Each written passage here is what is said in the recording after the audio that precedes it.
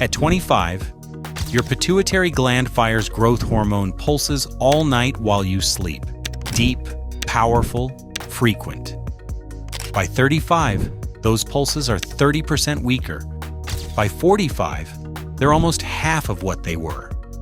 That's published endocrinology.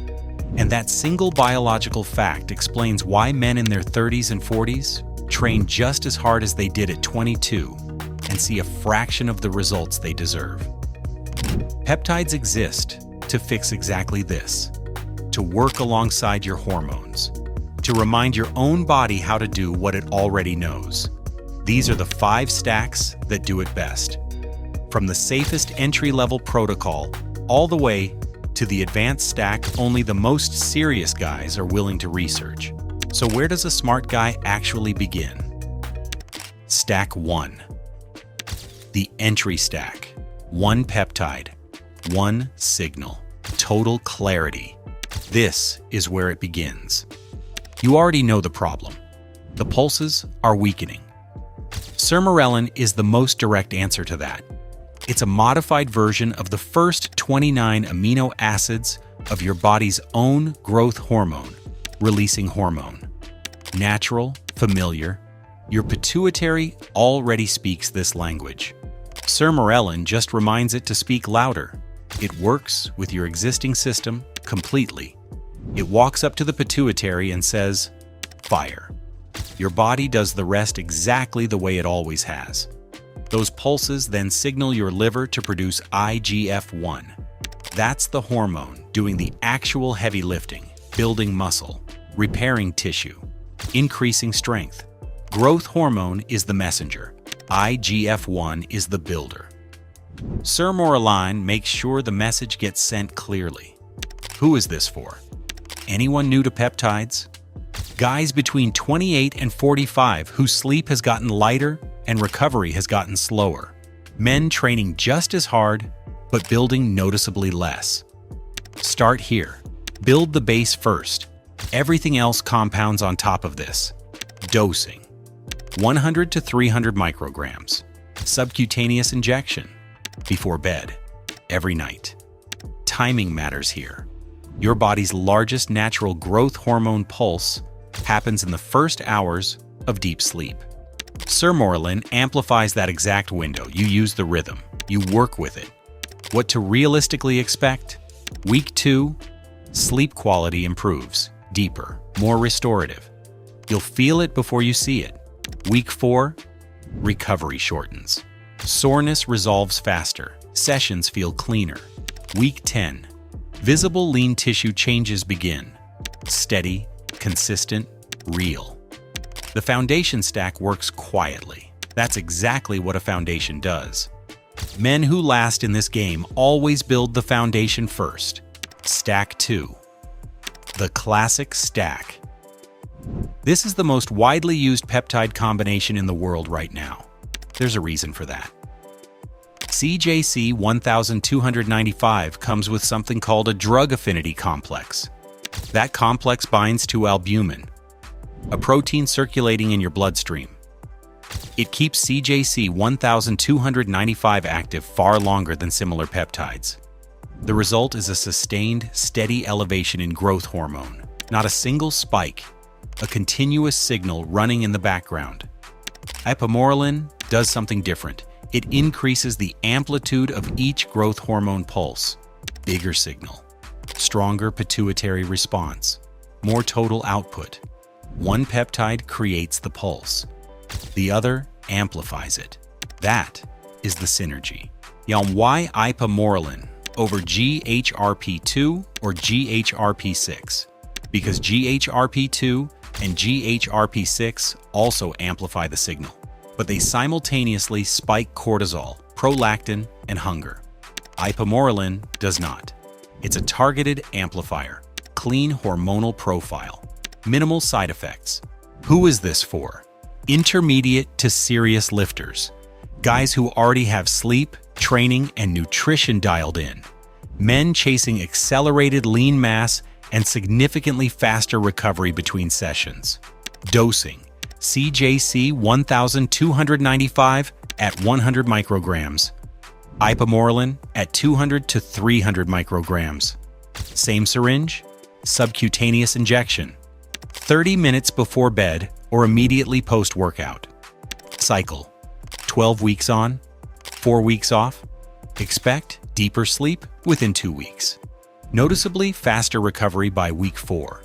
Visible lean muscle improvements by week 8. This stack doesn't just build muscle. It optimizes the entire biological system that builds muscle. That's the real difference. Stack 3, the recomposition stack. This one is for the guy who refuses to choose between gaining muscle and losing fat. Sermorelin is the full 44 amino acid sequence of growth hormone releasing hormone, modified with a fatty acid for stability. The FDA approved it specifically for visceral fat reduction. That's not a minor detail. FDA approval means documented human data. It means proven efficacy. That level of confidence doesn't exist for most peptides. Combine it with Ipamorelin, and you get amplified growth hormone output running simultaneously with a direct fat-burning signal. Muscle tissue builds, visceral fat reduces. Body composition shifts in both directions at the same time. Who is this for? Guys sitting between 15 and 25% body fat who want a full recomp, not beginners. This stack demands training and nutrition already optimized before you add it. Dosing: Sermorelin at 1 to 2 milligrams. Ipamorelin at 200 to 300 micrograms. Separate injections before bed. Know this going in. Sermorelin has more documented side effects than any other peptide on this list. Water retention, joint stiffness and pain, insulin resistance at higher doses, carpal tunnel with extended use. Stack 4, the recovery stack. Most guys skip this one entirely. That's exactly why most guys stay injured and never reach their actual ceiling. BPC-157 stands for Body Protection Compound, derived from a protein found in human gastric juice. It accelerates healing in tendons, ligaments, joints, and muscle tissue, reduces localized inflammation, promotes formation of new blood vessels directly to damaged areas. Multiple animal model studies show consistent regenerative effects on connective tissue. TB500 is a synthetic version of thymosin beta-4, a peptide your body already produces naturally. It promotes cell migration, tissue regeneration, and systemic healing. It doesn't just target the injury site, it works across the entire body simultaneously. Together, they attack recovery from 2 angles. BPC-157 goes local, TB500 goes systemic. One protocol, 2 mechanisms. Who is this for? Lifters carrying a chronic injury, shoulder, knee, elbow, or hip pain that won't resolve with rest alone. Anyone losing training weeks to something that won't heal.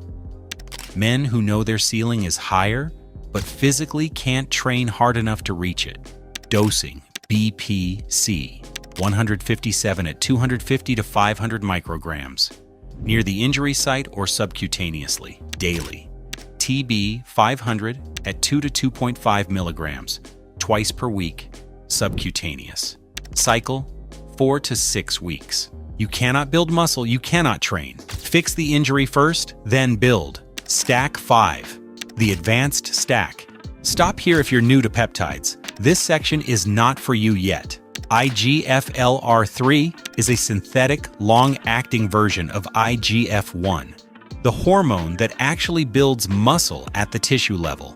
It bypasses the entire growth hormone pathway, goes directly to muscle cells, binds to IGF-1 receptors. The result is direct, concentrated hypertrophy signaling without waiting for the liver to respond. Strength increases, recovery accelerates, lean mass accumulates faster than with any other stack on this list. The risks are real and documented. Blood sugar drops significantly post-injection. Insulin resistance increases over time. Potential for visceral organ growth with extended use. Joint pain. Limited human safety data. That is not a fine print caveat. That is the entire reason for the warning. Who is this for? Experienced peptide users only. Guys monitoring blood work every cycle. Anyone who accepts full personal responsibility for what they inject into their body. Dosing: 20 to 50 micrograms. Intramuscular injection, post-workout only. Cycles hard capped at 4 to 6 weeks, no exceptions. High reward, real risk. Eyes open before you open the vial. Are you killing your stack before it even works? Results live and die in how you store and inject. The stack is the easy part. Handling and storage is where it's won. Peptides are fragile. Mishandled, they degrade before they ever enter your body. You spend money on something that no longer works and spend weeks wondering why results never came. Here's exactly what to do. Reconstitute with bacteriostatic water only, not sterile water.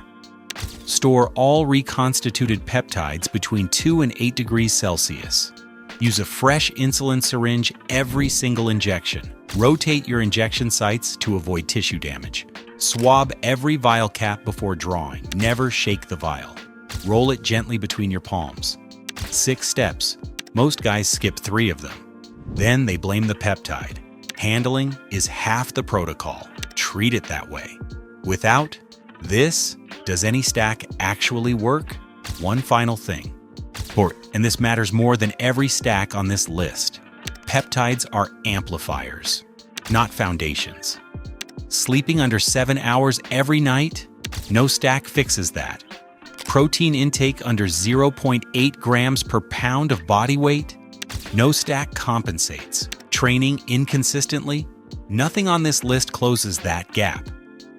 Growth hormone rises naturally during deep sleep. IGF-1 responds to resistance training load. Muscle repair depends entirely on protein, micronutrients, and recovery time. These are not supporting factors. These are the foundations. Build those first. Add the stack on top. In that order. Always. Peptides reward the disciplined. They punish the impatient. Subscribe. Like. Share this with one guy who needs it. Everything you want to know about your specific stack, ask it in the comments. Next one's already coming.